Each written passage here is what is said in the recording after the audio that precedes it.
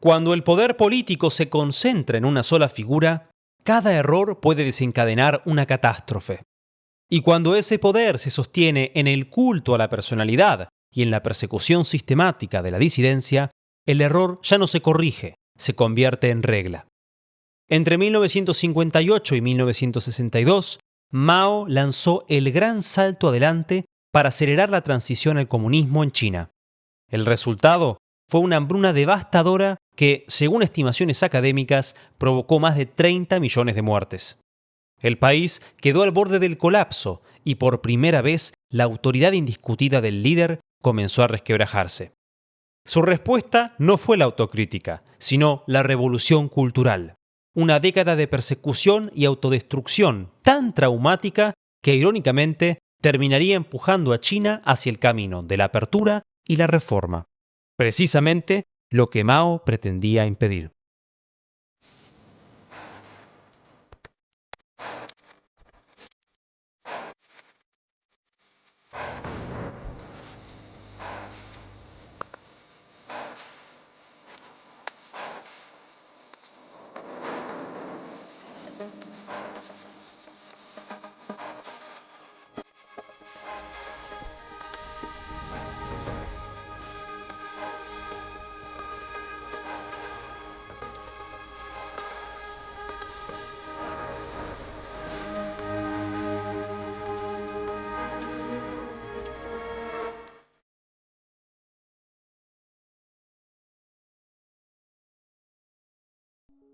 Crisis palaciega. Enero de 1962. En un inmenso salón del Partido Comunista en Beijing, más de 7.000 cuadros se reunieron para debatir lo que hasta entonces había sido innombrable: el fracaso del gran salto adelante. Durante años, la propaganda había presentado la campaña como un éxito rotundo. Ahora, la realidad era imposible de encubrir. Liu Shaoqi, presidente de China, tomó la palabra y en un informe minucioso expuso las causas de la hambruna. A medida que avanzaba su discurso, la tensión crecía hasta culminar en una afirmación tajante: el 70% del desastre se debió a errores humanos, una referencia indirecta, pero inequívoca, a las políticas impulsadas desde 1958. Mao, visiblemente molesto, intentó suavizar la crítica, pero Liu insistió e incluso puso en duda su fórmula de 9 aciertos por cada error. Peng Shen profundizó la discusión y advirtió: si no podemos discutir el 1% o la décima parte del 1% de error del presidente Mao, eso tendrá un mal efecto en nuestro partido. Todos deben rendir cuentas, desde el presidente Mao hasta cada secretario de sección del partido. La réplica llegó de inmediato. Lin Piao atribuyó la catástrofe a desastres naturales excepcionalmente graves y sostenidos, y sostuvo que los problemas surgían cuando las directrices del líder no se ejecutaban con fidelidad. Mao respaldó esta explicación y más tarde elogió la versión editada de aquel discurso como un texto excelente y sustancioso. Zhou Enlai también salió en su defensa, alegando que Mao había detectado los problemas a tiempo y que el error fue dejarlo solo, combatiendo una marea embravecida. La conferencia de los 7.000 cuadros dejó al descubierto una fractura en la cúpula del partido. No sobre la figura de Mao, sino sobre el rumbo del país. Algunos defendían la línea oficial, mientras otros, a la luz de los resultados, exigían un viraje. Tras la clausura de la conferencia, el 7 de febrero de 1962, Mao se retiró discretamente del centro del poder, cediendo la gestión cotidiana del partido y del gobierno a Liu Shaoqi, asistido por su mano derecha, Deng Xiaoping. Pero aquel repliegue no significaba una renuncia. Mao aguardaba, paciente, el momento del contraataque. El contraataque. Desde el sur del país, donde se había retirado temporalmente, Mao comenzó a monitorear los movimientos del partido con creciente desconfianza. Liu Shaoqi, Deng Xiaoping, Chen Yun y otros líderes impulsaron reformas pragmáticas para corregir el rumbo de la economía. Se devolvieron parcelas de tierra a las familias campesinas, se redujo el peso de las comunas y se abrió espacio a mecanismos de mercado en las zonas rurales. Deng Xiaoping resumiría esta línea pragmática con un viejo proverbio chino: no importa si un gato es negro o amarillo, mientras caza ratones, es un buen gato. La estabilidad y el desarrollo comenzaban a imponerse sobre los criterios de pureza ideológica. Para Mao, ese giro no era un simple reajuste económico, sino el síntoma de una restauración capitalista en curso que debía ser combatida y prevenida con una profundización de la lucha de clases. Hacia mediados de 1962, Mao regresó gradualmente a la escena política. Criticando los vientos de pesimismo que soplaban en el partido, condenó las reformas agrarias como desviaciones capitalistas y comenzó a atacar públicamente a quienes las habían promovido. Bajo la consigna de nunca olvidar la lucha de clases, sentó las bases para una ofensiva contra el incipiente revisionismo ideológico. Había que preservar la vocación revolucionaria de China frente a las desviaciones capitalistas que, según Mao, ya habían corrompido el socialismo soviético bajo Jrushchov. Con esta nueva orientación, a finales de año se puso en marcha la Campaña de Educación Socialista, también conocida como las 4 limpiezas. Su propósito inicial era rectificar y disciplinar campesinos y cuadros locales contra los brotes de capitalismo que veían resurgir en el campo. En la práctica, fue una purga preventiva contra el revisionismo. Liu Shaoqi y su esposa Wang Wangmei asumieron el liderazgo de la campaña, formando equipos de investigación cuyo celo purificador desembocó en al menos 77.560 muertes y más de 5 millones de perseguidos. Pero lejos de satisfacer al líder, la ejecución de la campaña le pareció tibia, insuficiente para el tipo de rectificación ideológica que él consideraba urgente. Mao reiteró con firmeza que dentro del partido coexistían 2 facciones, una socialista y otra capitalista. La depuración de cuadros en el campo era apenas el comienzo. La lucha de clases, sostenía, debía extenderse a todos los niveles del aparato comunista, alcanzando incluso a los altos mandos del Estado. Cada vez más enfrentado con Liu Shaoqi sobre el rumbo del proceso, Mao decidió tomar las riendas de la campaña a comienzos de 1965 y convertirla en una operación más amplia, más radical y más implacable. Una trampa teatral. Hacia mediados de los años 60, las secuelas del Gran Salto Adelante seguían latentes, aunque el debate público continuaba estrictamente controlado. En ese contexto, el historiador y vicealcalde de Beijing, Wu Han, había presentado una obra de teatro basada en un suceso histórico de la dinastía Ming, un honesto funcionario que lleva las quejas del pueblo al autoritario emperador y es castigado por ello. Mao conocía bien la obra. El propio Wu se la había obsequiado y el líder había elogiado su valor simbólico.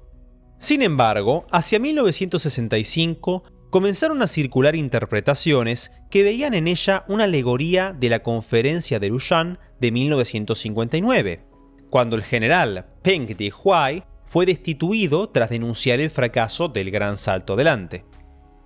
Mao, alertado por sus allegados, decidió aprovechar esa lectura para lanzar una ofensiva política. En noviembre de 1965, su esposa, Jiang Qing, contactó a un periodista de renombre para que escribiera una reseña crítica de la obra, denunciando al dramaturgo como reaccionario, enemigo del pensamiento de Mao Zedong y seguidor del camino capitalista. La purga se activó de inmediato, aunque el blanco principal no era el escritor, sino su camarada y protector Peng Xian, alcalde de Beijing. Recordarán que este prominente miembro del buró político había señalado con claridad durante la conferencia de los 7.000 cuadros que Mao debía rendir cuentas por la Gran Hambruna.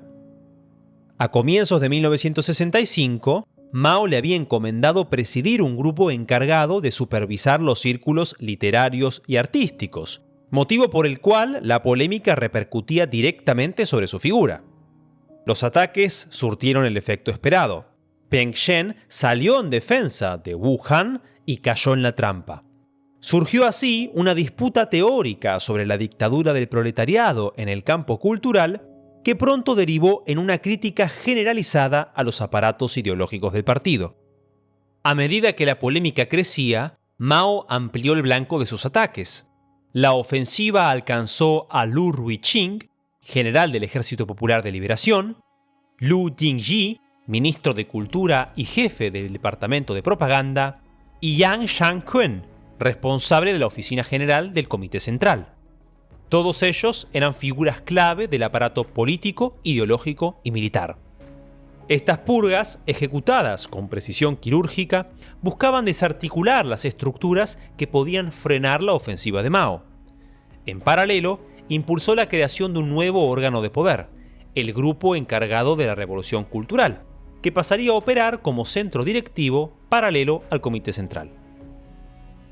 El desenlace de esta polémica llegó con la notificación del 16 de mayo de 1966, un documento que proclamaba la existencia de camarillas antipartido enquistadas en el Estado.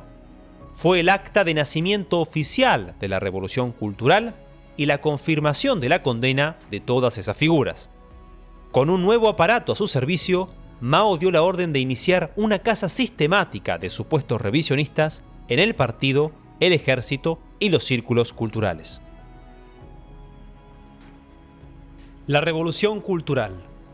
Movido por la necesidad de reafirmar su autoridad tras el desastre del Gran Salto Adelante, Mao Zedong abrió la caja de Pandora.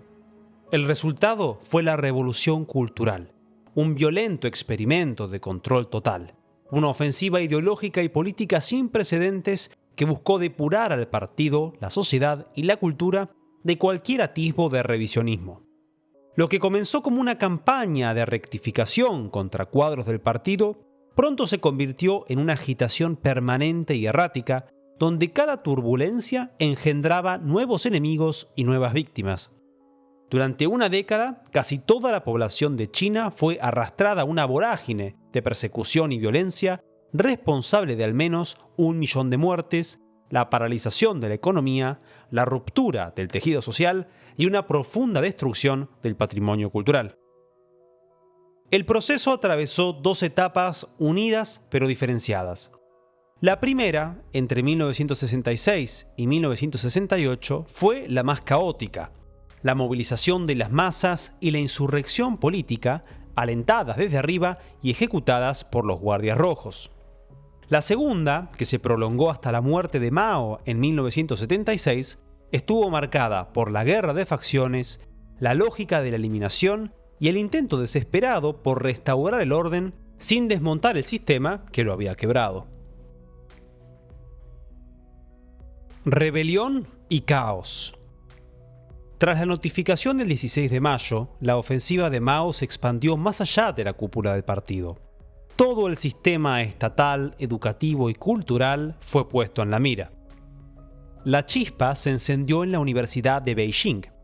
El 25 de mayo, una funcionaria del partido, Nie Zhuangzi, colocó un cartel de grandes caracteres acusando a las autoridades académicas de sofocar el debate revolucionario y encubrir a elementos reaccionarios. El gesto, validado y difundido por Mao, se replicó en miles de instituciones educativas.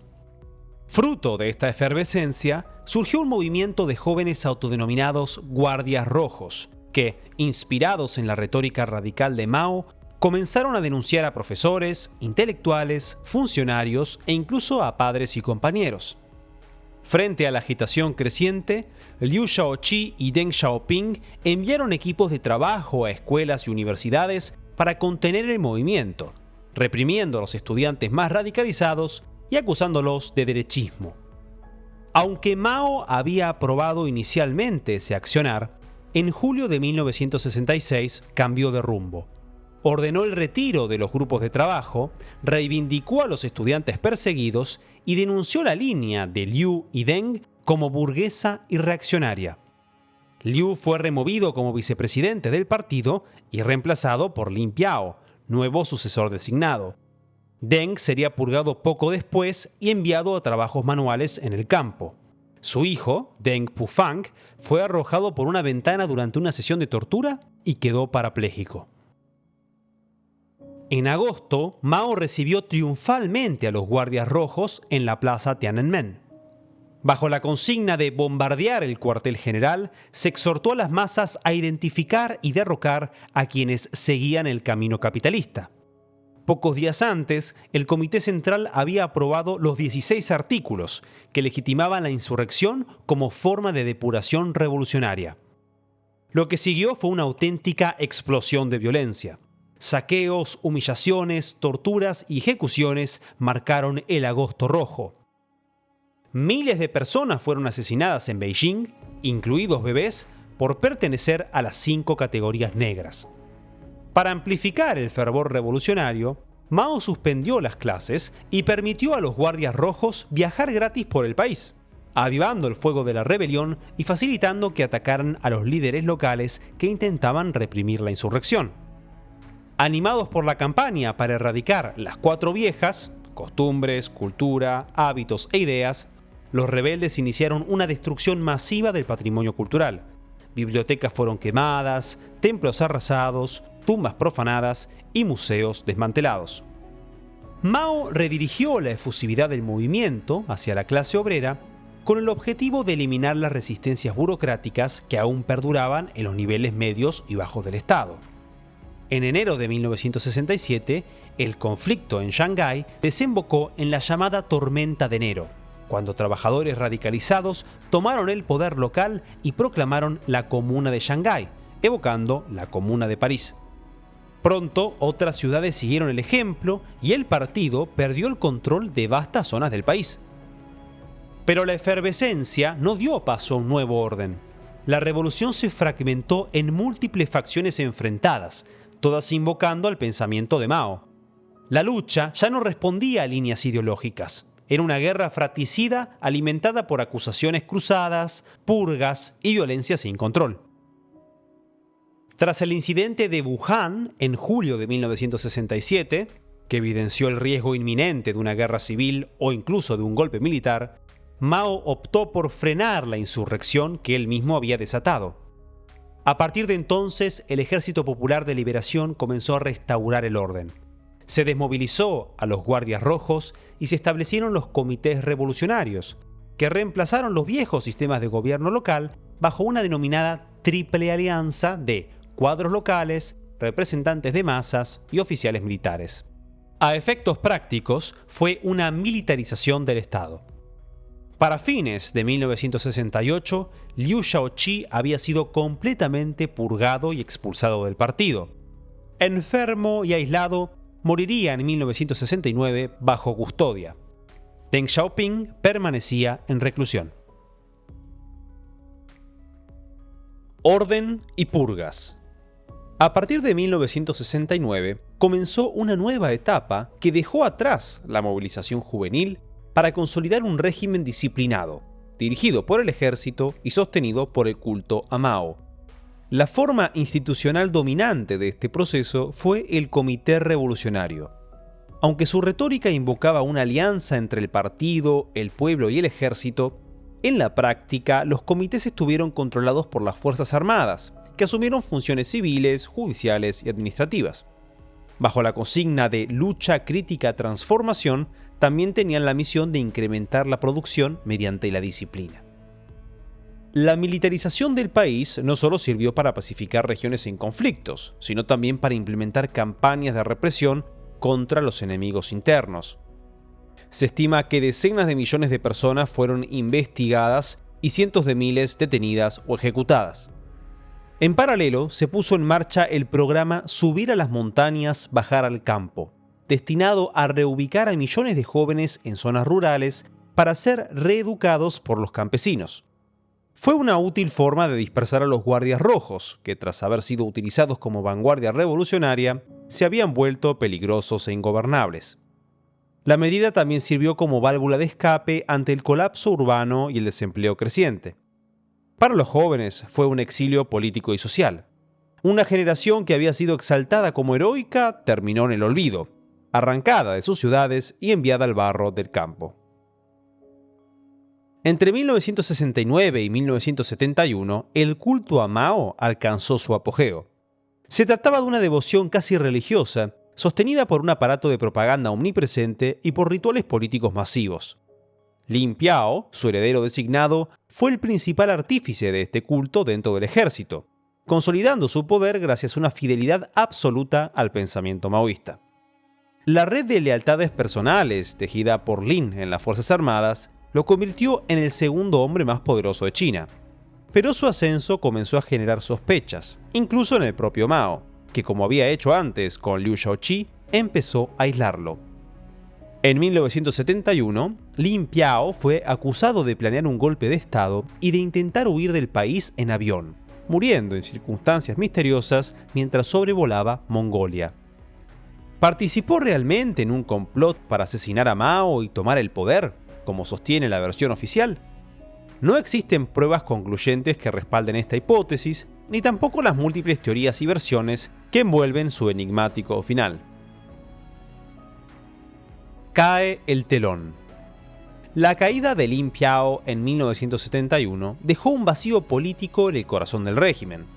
El ejército perdió a su líder más influyente y el partido quedó dividido entre dos caminos. Uno apostaba por estabilizar el país y reconstruir el Estado, el otro por mantener viva la llama de la revolución cultural. Zhou Enlai, cuyo estilo moderado y diplomático lo había mantenido al margen de las purgas, tomó las riendas de la reconstrucción desde su puesto de primer ministro. Reincorporó a miles de cuadros purgados, reactivó los ministerios y trató de devolverle al gobierno una mínima coherencia. A esta tarea se sumaría Deng Xiaoping, quien, rehabilitado por Mao, volvería a la escena como un eficaz organizador del Estado. Frente a ellos, la llamada Banda de los Cuatro buscaba preservar el espíritu de la lucha permanente. En 1974 lanzaron una nueva campaña: criticar a Lin Piao y a Confucio. Aunque en apariencia se dirigía contra un traidor muerto y un filósofo milenario, en realidad apuntaba contra los cuadros moderados. Se reactivaron los carteles murales, se acosó a funcionarios rehabilitados y se intentó reinstalar el lenguaje revolucionario. No obstante, Mao intentaba equilibrar a las facciones enfrentadas, alternando entre respaldar y corregir a su esposa. Desde el campo moderado se intentó frenar el caos. Se prohibieron los grupos de combate, se ordenó a los activistas volver a sus puestos de trabajo y se denunció el impacto económico de la campaña, fábricas paralizadas y planes de producción colapsados. Mientras tanto, muchas zonas rurales comenzaron a desmantelar espontáneamente el colectivismo. Dividían tierras, reabrían mercados locales y montaban pequeñas fábricas al margen del control estatal. Lo mismo ocurría con un mundo subterráneo de prácticas culturales, religiosas y educativas que lentamente salía a la luz ante una represión cada vez más débil e ineficaz. En la Cuarta Asamblea Popular Nacional de 1975, Deng Xiaoping fue restituido como viceprimer ministro y se convirtió en la figura central del gobierno. Zhou Enlai, muy enfermo de cáncer, presentó un plan para el futuro: las 4 modernizaciones, una estrategia para modernizar la agricultura, la industria, la defensa y la ciencia. Difamado por sus opositores, Zhou murió en 1976 sin funeral público ni duelo oficial. La población desaprobó la medida y se reunió espontáneamente en la plaza de Tiananmen, en una protesta que fue reprimida por la Banda de los Cuatro y tachada de contrarrevolucionaria. Acusado de haber instigado la manifestación, Deng Xiaoping fue purgado nuevamente y reemplazado por Hua Guofeng. Mientras tanto, Mao agonizaba en Beijing, debilitado por el deterioro físico causado por múltiples enfermedades crónicas. Murió el 9 de septiembre de 1976 a los 82 años, preocupado por la posibilidad de que la revolución cultural quedara anulada. La noticia fue estremecedora y el pueblo lloró, algunos por tristeza, otros por temor, ansiedad o alivio. La muerte de Mao desencadenó la confrontación final entre las facciones rivales. El 6 de octubre, Hua Guofeng ordenó el arresto de la Banda de los Cuatro con el apoyo del ejército. Así cayó el telón de la revolución cultural. En 1977, Deng Xiaoping fue rehabilitado por tercera vez, eclipsando rápidamente a Hua. Respaldado por los veteranos del partido, asumió el liderazgo real y condujo a China hacia una nueva etapa marcada ya no por la revolución, sino por el pragmatismo. Pacto de olvido. 10 años después de alzarse, la revolución cultural se apagó sin ceremonia ni declaración oficial. No hubo congreso que la clausurara ni discurso que la despidiera. Simplemente se agotó en sus dirigentes, en sus instituciones y en un pueblo hambriento y desconfiado. Lo que empezó como un llamado a la pureza ideológica devino en una maquinaria de purgas, humillaciones y muertes. Cuando cayó el telón, China era una nación exhausta. El partido seguía en pie, pero el costo fue inmenso. La urgencia del orden apagó el fervor revolucionario y en nombre de la estabilidad se reinstaló la jerarquía, se rehabilitó a los tecnócratas y se enterró el pasado. Deng Xiaoping capitalizó ese hartazgo, afianzando una transformación económica que ya había comenzado desde abajo. Relegando la utopía maoísta al museo, condujo a China hacia una nueva forma de autoritarismo, en la que el poder del Partido Comunista ya no se legitima por la ortodoxia ideológica, sino por el crecimiento del PIB y la prosperidad material. La reforma y apertura vino con riesgos y contradicciones. Entre 1977 y 1978 se abrió una ventana para permitir la discusión pública, la denominada Primavera de Beijing y su insigne Muro de la Democracia de Xi'an.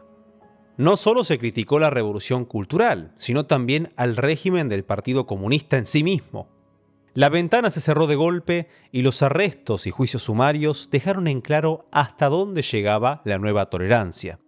Límites que volverían a marcarse en 1989 con la masacre de la Plaza Tiananmen. En 1981, el partido proclamó que la trayectoria de Mao había sido 70% correcta y 30% errónea. Se atribuyeron los excesos de la revolución cultural a Lin Piao y a la Banda de los Cuatro, exonerando así al gran timonel de una responsabilidad sustancial. De este modo, el régimen condenaba la violencia y la destrucción del pasado sin romper con su símbolo, el retrato de Mao que aún preside la puerta de Tiananmen. Así quedó sellada la memoria, una crítica controlada sin ruptura con el mito fundacional.